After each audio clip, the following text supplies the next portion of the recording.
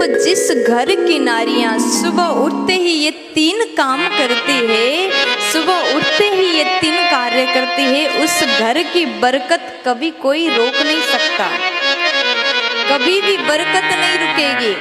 देखो मैं रोज कहती हूँ, हमेशा कहती हूँ कि नारी ही अपने घर को सुंदर बना सकती है।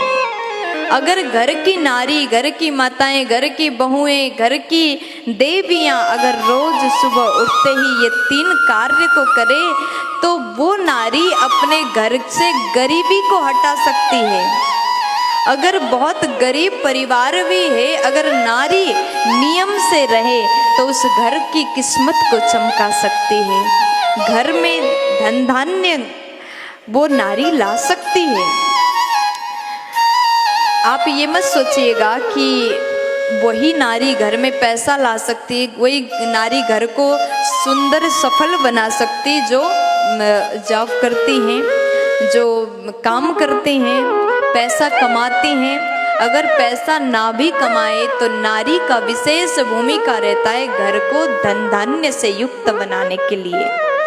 सुबह उठते ही नारी का नियम हो, ये नियम तो पुरुष को भी करना चाहिए।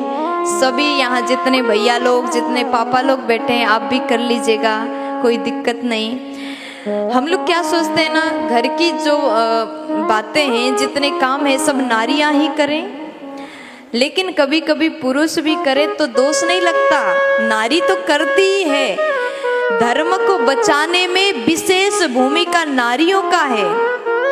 लोग कहते नारी पूजा पाठ नहीं कर सकती, ये नहीं कर सकती, वो नहीं कर सकती, लेकिन अगर नारी ने पूजा पाठ करना छोड़ दिया तो धर्म बहुत कम हो जाएगा, धर्म करने वाले धार्मिक लोग कम हो जाएंगे।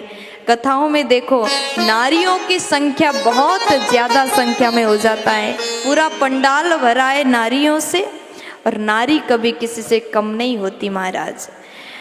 घर को चमकाने के लिए, घर को स्वर्ग समान बनाने के लिए विशेष भूमिका नारी का होता है, और धर्म को बचाने के लिए भी नारियों का विशेष भूमिका होता है। ये कहते हुए मुझे थोड़ा सा भी दिक्कत नहीं लगता, ये कहते हुए मुझे थोड़ा सा भी डर नहीं लगता। तो ध्यान से सुनिएगा, ये 3 बात मैं आपको बता दूं। रोज सुबह उठते ही घर की बहू, घर की नारी धरती माँ को प्रणाम करें।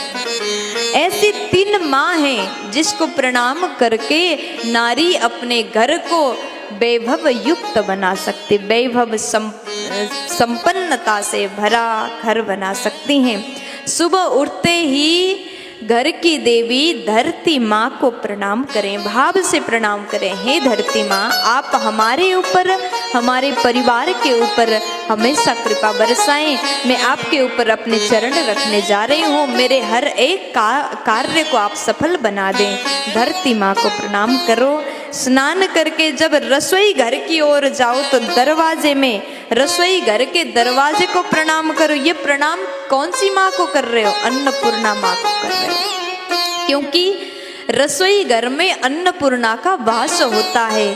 और जो नारी धरती माँ को प्रणाम करने के बाद अन्नपूर्णा माँ को प्रणाम करके ही रसोई घर में प्रवेश करती है, उसके रसोई में कभी धन धान्य की कमी नहीं हो सकती है, उस घर में कभी अन्न की कमी नहीं आ सकती, उस घर में कभी कोई भूखे नहीं जा सकते, उस घर में आए अतिथि कभी भूखे नहीं सो सकते। इतनी बड़ी कृपा अन्नपूर्णा माँ का उस नारी के ऊपर होगा कि वो नारी अपने रसोई को हमेशा भर करके ही रख सकती है।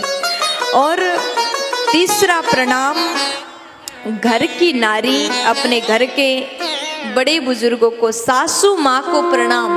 पहला प्रणाम धरती माँ को, दूसरा प्रणाम अन्नपूर्णा माँ को, और तीसरा प्रणाम अपनी सासू माँ को प्रणाम करें।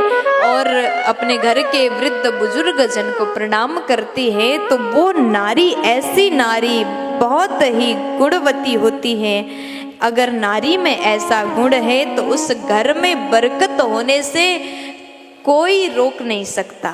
अगर नारी में ये गुण हो तो आपके घर हमेशा संपन्नता से युक्त बना रहेगा। प्यार से बोल दीजिए राधे राधे।